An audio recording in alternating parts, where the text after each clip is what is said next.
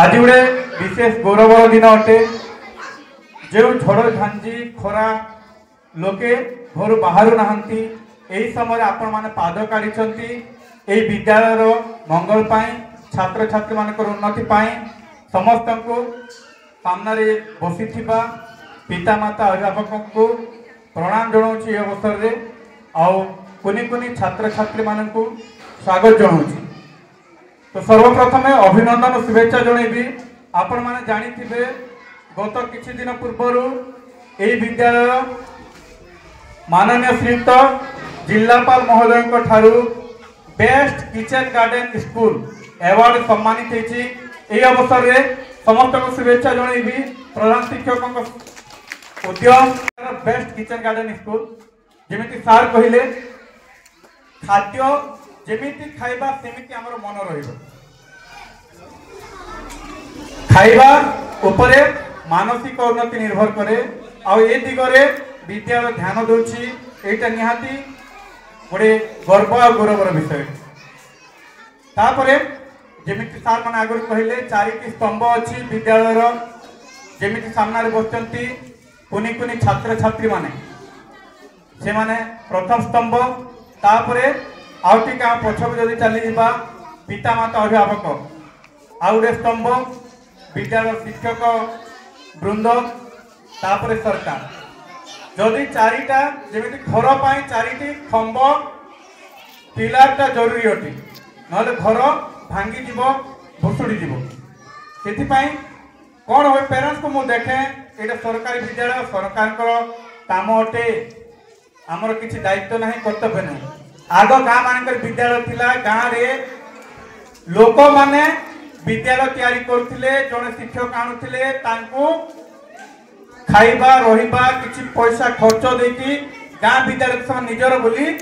चलौथिले किंतु दुख लागे आज सरकार सब व्यवस्था करछंती एठी तो अनेक अभिभावक आसीछंती कि बहुत गुड़े विद्यालय स्थिति अभिभावक दूरे जाउछंती पिता माता आगे निजे जेतबेले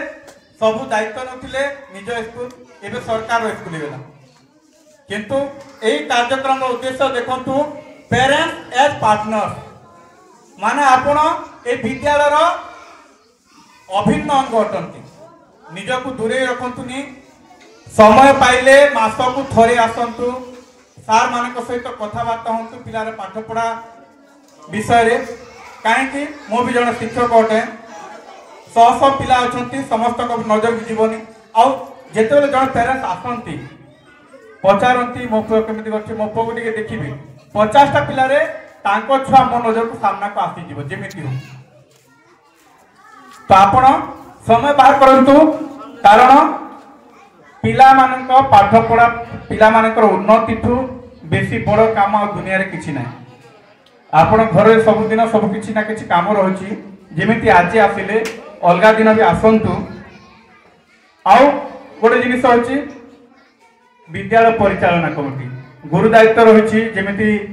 आपण मानकु मु निहाती साधुवाद जणैबी धन्यवाद जणैबी जे आपण माने जाई कि सचेतन अछंती विद्यालय जेतु शिक्षक कम ता पाई ग्रीवेंस को जाई कि एप्लिकेशन दैछंती सेति आपण मान निहाती धन्यवाद पात्र सचेतन अछंती एभली सचेतनता सहयोग जारी रहू नहले कौन हुए विद्यालय स्टाफ नहांती सेटा हेड सार पर दायित्व अटे प्रधान शिक्षक एप्लिकेशन लिखु नांती कहीं से आसी सार को जणु नांती किंतु आपण मानकर भी धक अछि एटा जाड़ीबा पाउछु। तापरे गोटे कथा मन रखंतु जे शिक्षा होती सबठु बड़ अस्त्र।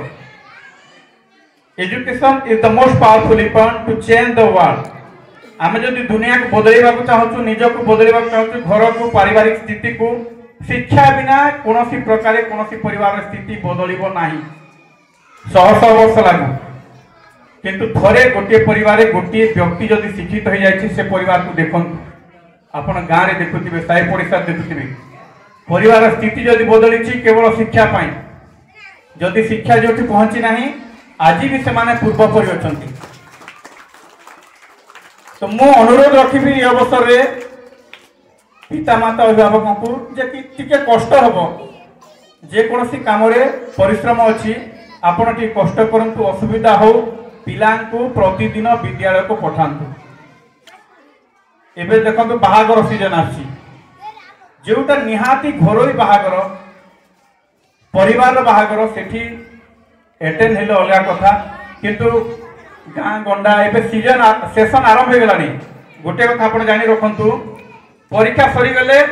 छुट्टी बोली बहुत पेरेंट धरनियंती पिला भी धरनियंती